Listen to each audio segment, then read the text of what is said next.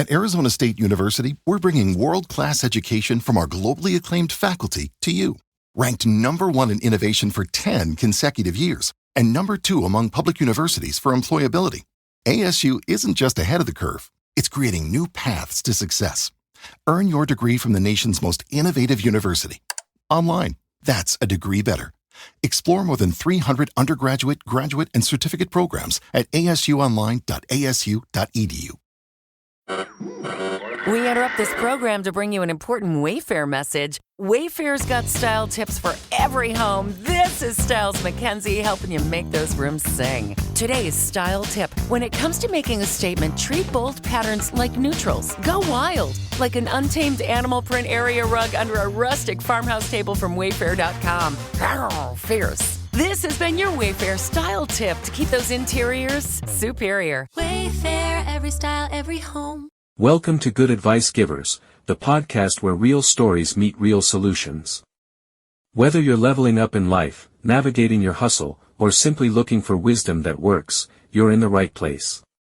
We bring you straight talk, actionable tips, and uplifting conversations to help you grow in mindset, money, and motivation. Don't just listen, tune in weekly, download your favorite episodes, and if you love what you hear, donate to support the mission.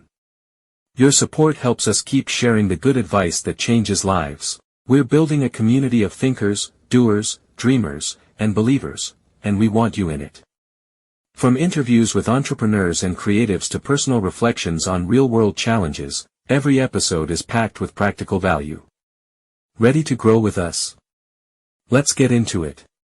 You know that moment, something big happens, or, well, maybe might be happening, and you just get that urge, Grab your phone, type it straight into the search bar. We all do it. Absolutely. It's basically our reflex now for understanding what's going on. What does it all mean? Well, today we're diving into a topic that clearly sparked a lot of that exact kind of curiosity. The passing of Pope Francis in 2025. Yeah. And just the wave of questions that follow an event like that. So momentous. Exactly. And we're trying to look, a bit deeper than just the headlines, aren't we? We've got the news article, sure, the formal story. Right. Maybe even more interesting, we've looked at the raw stuff, the unfiltered questions people were actually typing online. Yeah, those search queries, things like, next pope or conclave, they give us this amazing, real-time picture of what's genuinely on people's minds. So our mission here really is to get past just reporting the news and really understand the main things people were interested in, concerned about when thinking about the pope's passing and, the whole papal succession thing. It was fascinating, right away, is just how many questions were laser focused on Pope Francis himself. Really direct stuff. Like what specifically jumped out at you? Well, the most common ones were incredibly blunt. Pope Francis' death. Did the Pope die? Even just, is the Pope dead? Wow. It just really shows that basic human need for, immediate factual answers when things feel uncertain. It's quite striking, isn't it? It's not just vague worry. It's a hunt for a yes or no. Precisely. And you see that urgency ramped up in searches that pin down dates like Pope died 2025 or did the Pope die on Easter? That kind of specificity, even when, maybe there wasn't official news yet when they searched, it just highlights how fast information or maybe misinformation can spread and become this focus point online. Right. People are trying to nail down a moment in time, even if the details aren't fully out there yet. And it wasn't just the immediate life or death question, was it? Health concerns were popping up too. Oh, yeah, definitely. Searches for Pope Francis' health were pretty common. And we even saw specific terms like pneumonia showing up. Now, obviously, it's crucial to say a search term isn't a diagnosis. No, of course not. But it absolutely reflects worries that were floating around or maybe rumors people were trying to check out. So, okay, we can't take those as medical fact, but they point to a specific area people were worried about. And really underneath it all, just the sheer number of, is Pope Francis still alive? Searches. Yeah. It just hammers home that central question, driving so much of that initial curiosity. And it wasn't just about the present moment either. There was also a noticeable interest in the timeline of events. Even hypothetical ones. What kind of timing questions were you seeing? A lot of, when did Pope Francis die? Whoa. What time did the Pope die? What day did Pope Francis die? It's almost like people are mentally bracing themselves for the news, trying to fit it into a specific structure, even before anything's official. That's a really good point. It's like a collective attempt to build a timeline in their heads. And that focus on when also stretched to his time in office, didn't it? Exactly. Searches like, how long was Pope Francis Pope? And when did Pope Francis become Pope? They suggest people want to place his papacy in context, understand how long it lasted in the bigger picture, maybe as a way to grasp the weight of potential change. Right, to sort of frame his time as Pope as we think about what comes next. But the searching definitely didn't end with just questions about Pope Francis. There was a very clear, very quick shift towards the future. Oh, absolutely. The focus snapped pretty fast to who might succeed him. The searches really showed that anticipation, didn't they? I mean, phrases like who will be the next Pope, new Pope, who's the new Pope?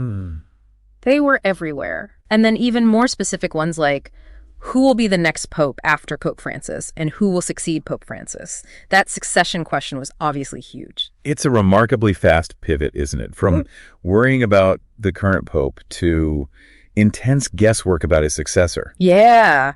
And tied right into that is how often the word conclave popped up in searches. Conclave. Okay. For anyone listening who might not be totally sure, can you give us a quick rundown? What is that? Sure. So the conclave is the traditional and very secret meeting of the College of Cardinals. Got it. They get together specifically to elect a new pope.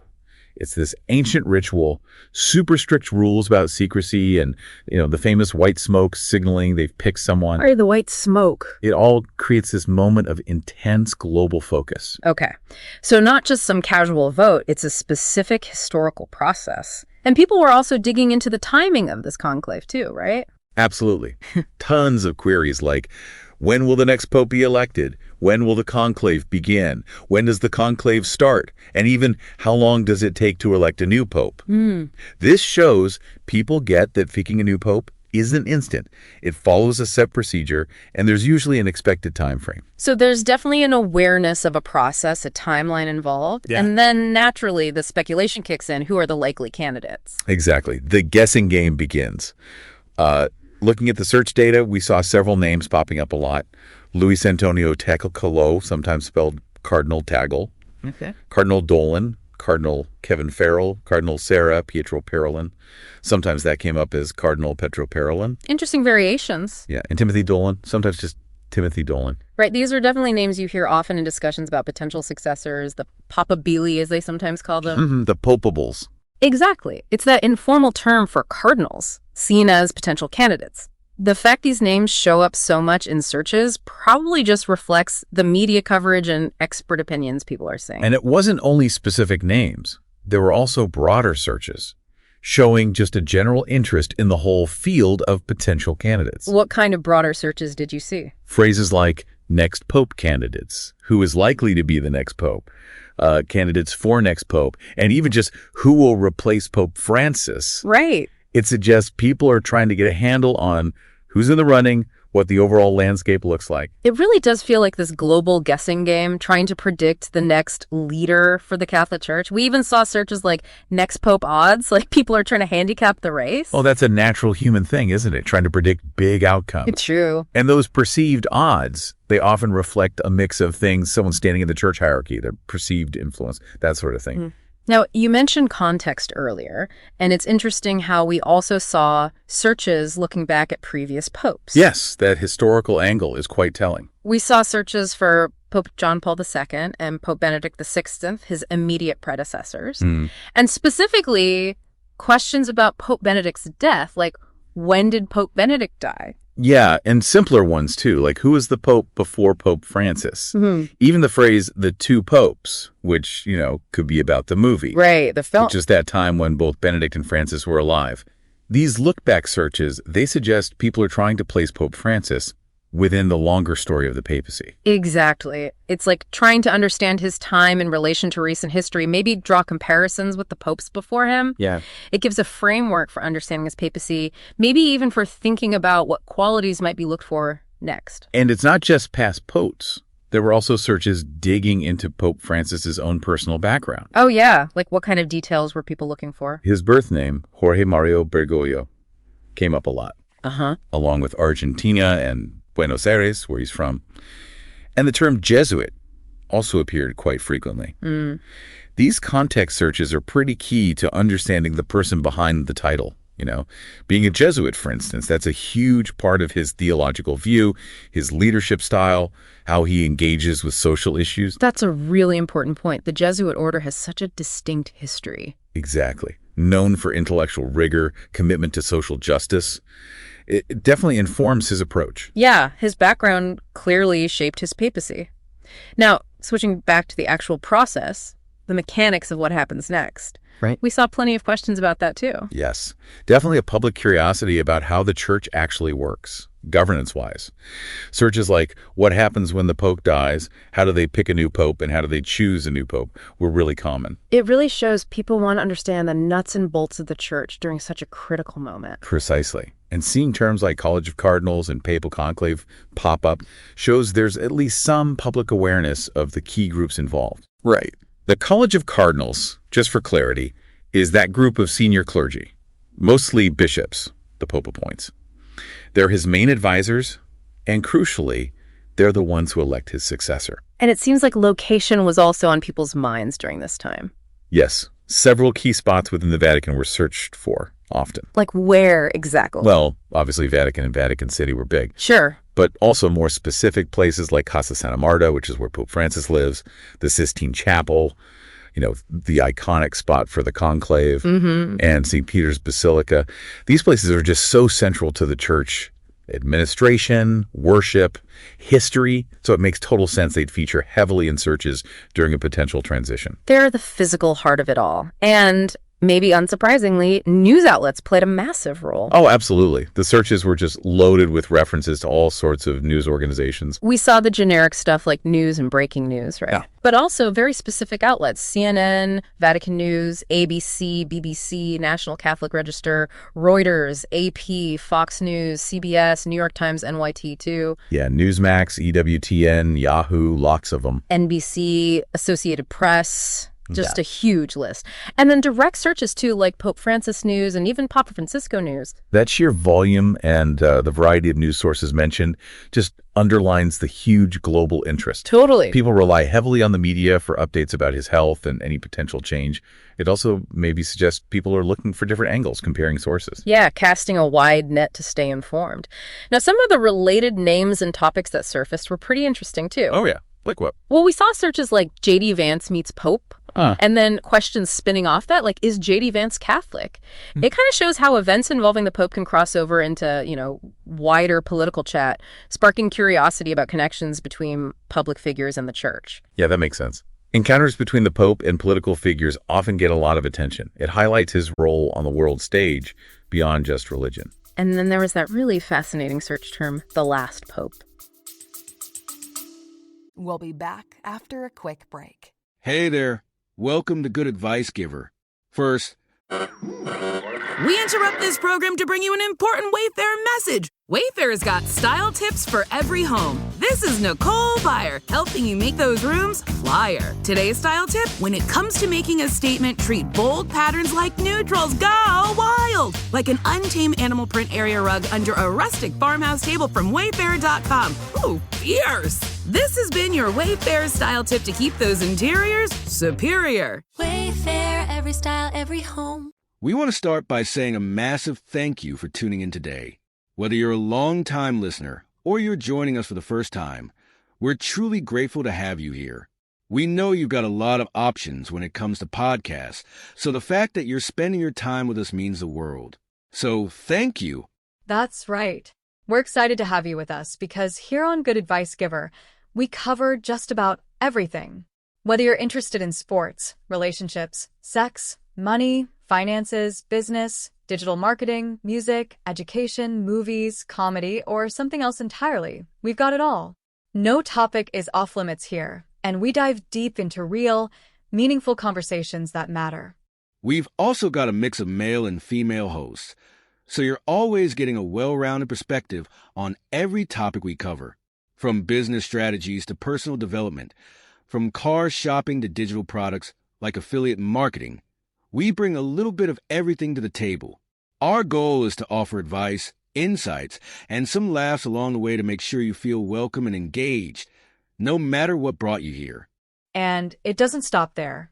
We're not just about giving great advice. We're about action. On this podcast, we even sell products and services we believe in, from affiliate marketing opportunities to cars and more. So whether you're looking to boost your business or find practical ways to improve your everyday life, you're in the right place. As always, we want you to stay connected with us. Be sure to download this episode so you can listen anytime, anywhere, whether you're commuting, working out, or just relaxing. And while you're at it, follow us on social media. We're on Instagram, Facebook, Twitter, you name it. That's the best way to stay in the loop for upcoming episodes, behind-the-scenes content, and even giveaways. And don't forget to subscribe to our YouTube channel. We're posting extra content there, including video podcasts and deep dive discussions you won't want to miss. Be sure to like, comment, and subscribe, and let us know what topics you want to hear more about. Lastly, check out the link below in the description for exclusive offers, resources, and more ways to connect with us. We're here for you, and we can't wait to bring you more valuable content. Thanks again for tuning in to Good Advice Giver. Let's get started. The last pope. Yeah, that likely taps into all sorts of prophecies, maybe more esoteric stuff. Right. Reflecting a more, let's say, unconventional kind of curiosity about the papacy. Connecting to those old prophecies and ideas. We also saw a lot of searches that felt more personal about Pope Francis himself. What kind of personal things were people looking up? Things like Pope Francis quotes, his teachings, his age, Pope Francis' age, even Pope Francis' net worth, which always seems like a slightly odd one in this context, but it pops up. Also searches about his recent activities, Pope Francis' last appearance, his final words, Pope Francis' last words, and even the pretty somber question, where will Pope Francis be buried? Those personal searches, they just show a natural human interest in the person holding such a massive role. Yep. People are curious about his life, his ideas, and yes, the details around his eventual passing, including those traditions like papal burial. And finally, we also saw those broader general terms like just popes, pope history, and Catholic Church showing a kind of baseline interest in the whole institution. Right. And then loads of very direct, almost informal searches like pope dead, pope dies, pope passed away. Plus, actually, a surprising number of typos and variations on his name, like Pope Francos, Pope Fernassus, all sorts. Yeah, that huge range of searches, from the very formal to the super casual, the specific to the general. It really highlights two things, doesn't it? What's that? One, the enduring global fascination with the papacy as an institution. Yeah. And two, that very immediate, almost urgent need for up-to-the-minute info during a time of potential change. Okay, so pulling this all together, after digging through all these searches and the news context, what are the main takeaways? What does it all tell us? I think you can boil it down to a few key areas of intense public focus. First, there's that very immediate direct concern about Pope Francis' status. The basic question, is he still alive? Right, the fundamental question. Second, if a transition is happening, there's a huge focus on the timing. When did it happen? Or when might it? Third, a clear curiosity about the process, or the complex, maybe slightly mysterious process of picking a new pope, especially the conclave. And finally, maybe the most visible thing is just widespread speculation about who's next, who are the front runners. So immediate status, timing, the selection process, and potential successors. Exactly. These search patterns, they really give us this fascinating, unfiltered peek into the global consciousness around such a key figure and, such a historically huge institution. Yeah. It shows this mix, people wanting clear, fast information, but also being aware of and curious about these long-established procedures. And, of course, that very human habit of looking ahead and wondering what's coming. It really is a snapshot of a world watching, waiting, and wondering, isn't it? So maybe for everyone listening, as you keep following the news, maybe doing your own searches, just think about the incredible historical weight, the global impact of choosing a new leader for over 1 billion people. Yeah. It's this ancient process playing out right now in our super modern, super connected world. Hopefully this deep dive has given you a bit more insight into the kinds of questions being asked and maybe why they matter. You know how sometimes a big question pops into your head and, the first thing you do is grab your phone and type it into a search bar? Oh, absolutely. Happens all the time. Well, today we're diving into a topic that's clearly on a lot of minds right now, Pope Francis. We've been looking at what you've actually been searching for, the news headlines you're seeing, and the terms that are really spiking things like conclave, next pope, even specific names of potential successors. Right. It's fascinating, really, to see this real-time snapshot of, well, public curiosity and concern. Yeah, and our mission here isn't just to, list what's out there, but to really try and understand what it all means, to get beyond the simple headlines. Exactly. And we've certainly observed a significant number of searches focusing right on the Pope's well-being. Yeah, what kind of things? Queries like Pope Francis' death, or did the Pope die? Even just, is the Pope dead? They're appearing really frequently. Wow, very direct. Very direct. And these questions, they really highlight a fundamental need people have for just current information, straight answers. Okay, let's maybe unpack this a bit.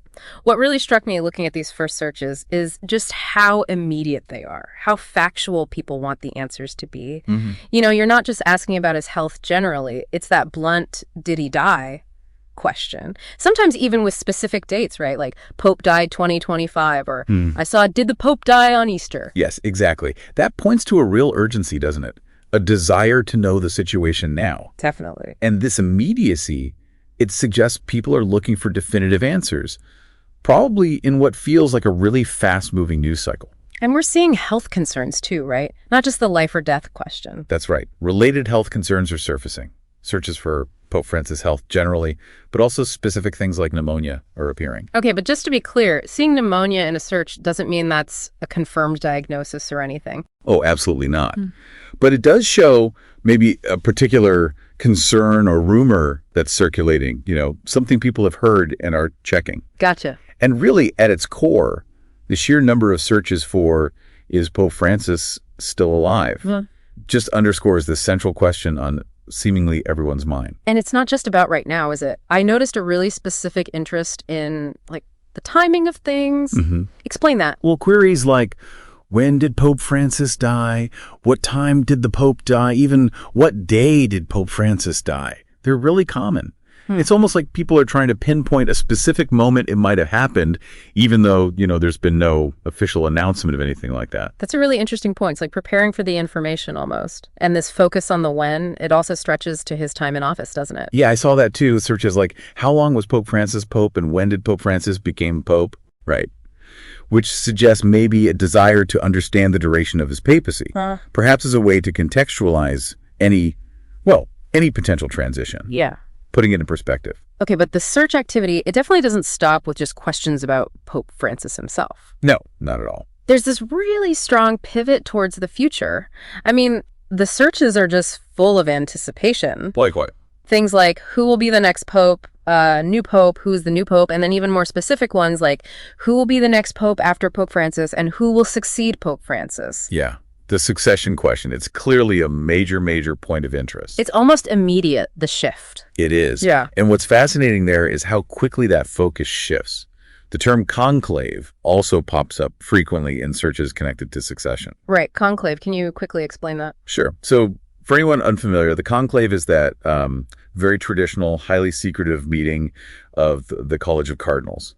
They gather specifically to elect a new pope. Got it. And people are asking about the timing of that too. Oh, yeah.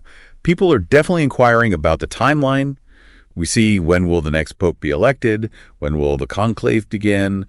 We interrupt this program to bring you an important Wayfair message. Wayfair's got style tips for every home. This is Nicole Byer, helping you make those rooms flyer. Today's style tip: when it comes to making a statement, treat bold patterns like neutrals. Go wild! Like an untamed animal print area rug under a rustic farmhouse table from Wayfair.com. Ooh, fierce! This has been your Wayfair style tip to keep those interiors superior. Wayfair, every style, every home. When does the conclave start?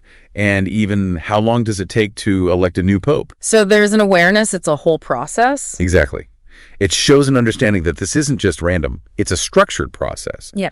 And it has a kind of expected duration, more or less. And then, of course, the speculation starts. Who's it going to be? Right. The guessing game. Your searches, our searches, they're bringing up quite a few names. Things like Luis Antonio Tagle, Cardinal Dolan, Cardinal Kevin Farrell, Cardinal Sarah. Sarah, yeah. Cardinal Tagle, Timothy Dolan, Cardinal Pietro Parolin.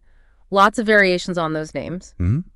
Those are indeed names that often circulate in these kinds of discussions about potential successors. The Papabili, as they're sometimes called. Right. The fact that they're appearing so much in searches probably reflects the media coverage people are seeing, expert opinions they've read or heard. And it's not just names, right? There are broader searches too. Yeah, we also see things like next pope candidates, or who is likely to be the next pope, or candidates for next pope. It shows a general interest in just who's in the running. What's the field look like? It really is like a global guessing game. I mean, we're even seeing searches like next pope odds, who will replace Pope Francis. It suggests people are trying to figure out who the front runners might be. Well, that's probably a natural human thing, isn't it? Yeah. Trying to predict the outcome of really big, significant events. True. And these odds, they often reflect a mix of things, perceived influence, maybe. Yeah. The standing of these individuals within the church hierarchy, things like that. Now, it's interesting you mentioned context before, because there's also a bit of looking back happening in the searches. Ah, okay. How so? We're seeing searches for Pope John Paul II and Pope Benedict XVI. Right, his predecessors. Yeah, and specifically queries about Pope Benedict's death, too. When did Pope Benedict die, for instance? There's also the simple, who was the Pope before Pope Francis, and even the phrase, the two popes. Right, which could refer to the movie or the actual situation for a while there. Could be either. But it suggests people are trying to place Pope Francis within a kind of historical timeline, Yes, I think if we connect this to the bigger picture, these searches really show an effort to understand the current papacy in relation to recent history. Remembering his predecessors, it gives a framework maybe for understanding Pope Francis's own time as Pope. And maybe for thinking about what comes next. Exactly. Perhaps anticipating what qualities or, approaches might be sought in his successor. We also see searches that give us a bit more personal background on Francis himself, like Jorge Mario Bergoglio. His birth name, yeah. Along with Argentina and Buenos Aires. And the term Jesuit comes up quite a bit. Mm-hmm. And these contextual searches, they're really key to understanding the man, behind the title. How so? The Jesuit part. Well, his identity as a Jesuit, for example, that's seen as a really significant aspect of his approach to theology, to leadership, to social issues. Yeah. The Jesuit order has this long, distinct history within the church. They're often known for a focus on intellectual rigor, but also social justice. Okay, interesting. Now, getting back to the mechanics of it all, the what happens next part. Right. You're also people are asking, what happens when the Pope dies? And how do they pick a new pope? Or how do they choose a new pope? Yeah. There's clearly a desire there to understand the actual process. This raises an important point, I think, about the level of public understanding, or maybe curiosity, about how the church is governed. Mm-hmm. The search terms, College of Cardinals and Papal Conclave showing up, that indicates at least some awareness of the key institutions involved. Right, the College of Cardinals. Who are they exactly? So they're essentially a body of senior clergy, mostly bishops, who are appointed by the Pope. They serve as his main advisors, but crucially, they have the responsibility of electing his successor. That's their biggest role, arguably. And location seems to be on people's minds, too. Ah, interesting. Where? Well, obvious ones like Vatican, Vatican City, but also Casa Santa Marta. Where Pope Francis lives, yeah. Right. And Sistine Chapel, obviously important for the conclave, and St. Peter's Basilica. Makes sense. Those locations are just central to the Catholic Church, aren't they? They're the hubs of administration, worship, history, everything. So their prominence in searches makes sense. Absolutely.